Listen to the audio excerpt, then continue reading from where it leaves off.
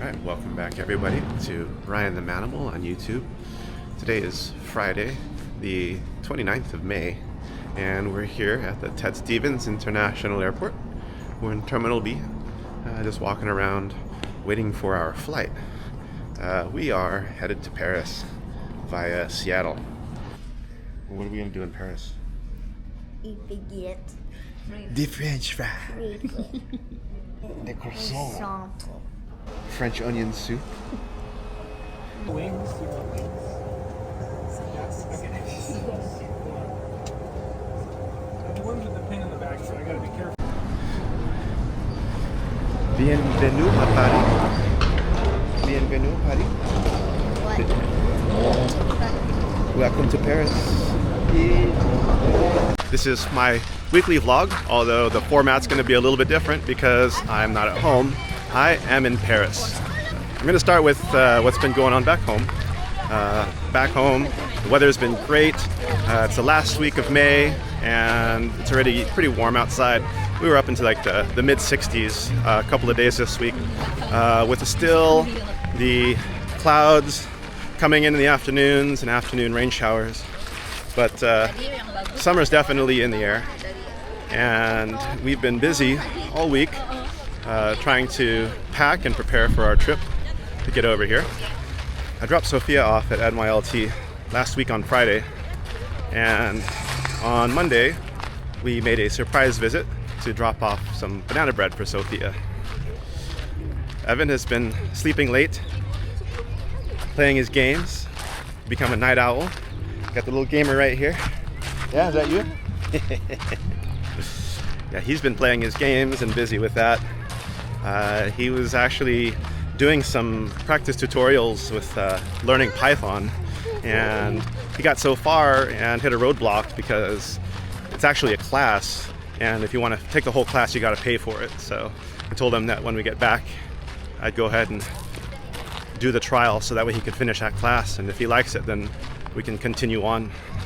On Thursday we drove into South Anchorage to visit our friend Heather and dropped off Tostada so she could watch him for a couple weeks while we're away.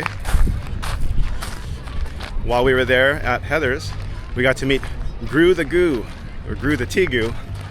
He's a about 4 foot long tegu, South American lizard, like the dogs of the lizard world. Also, on Thursday we received notification that our flight was canceled.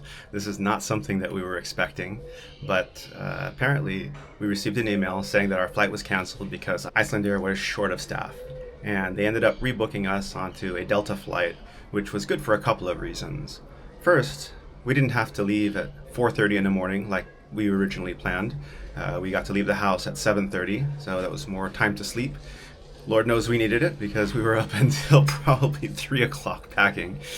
And then the second reason why that was good was because we didn't have to make an extra stop in Iceland. Instead of stopping in Iceland to Paris, we went straight through Seattle to Paris, which saved us a few hours on a layover. So we got here even sooner.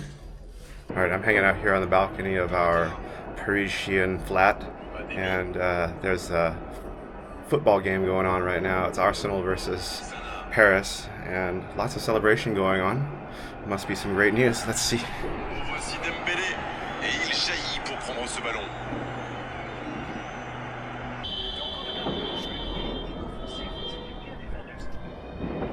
There was lots of rioting on the streets, there was fireworks, lots of yelling, and that went on pretty much all night long.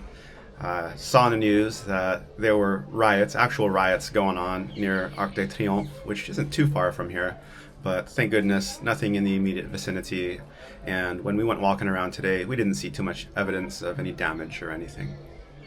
Today we walked through the heart of Paris, exploring about 2,000 years worth of history. From the medieval towers of Notre Dame to the lively streets of Saint Michel and the stunning stained glass of Saint Chapelle, the grand resting place of France's heroes at the Pantheon, and the peaceful gardens at Jardin du Luxembourg.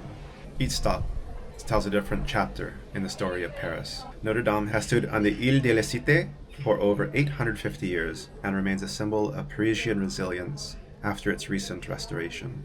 Saint-Michel district is a vibrant gateway to the Latin Quarter, known for its historic streets, cafes, bookstores, and bustling atmosphere along the Seine. Built in the 13th century to house sacred relics, Sainte-Chapelle is renowned for its breathtaking stained glass windows that fill the chapel with colorful light. Originally a church and now a national mausoleum, the Pantheon honors some of France's greatest thinkers, writers, scientists, and leaders. At Jardin du Luxembourg. Created in the early 1600s, these elegant gardens offer tree-lined promenades, fountains, sculptures, and a peaceful retreat in the center of the city. So those are all the updates I have for you this week. Don't forget to check back in next week for next week's update. Obviously, we're here in France, and there's going to be lots of different things for us to show and tell about. So don't forget to like and subscribe, check back, and I'll see you guys next week. Thanks for following.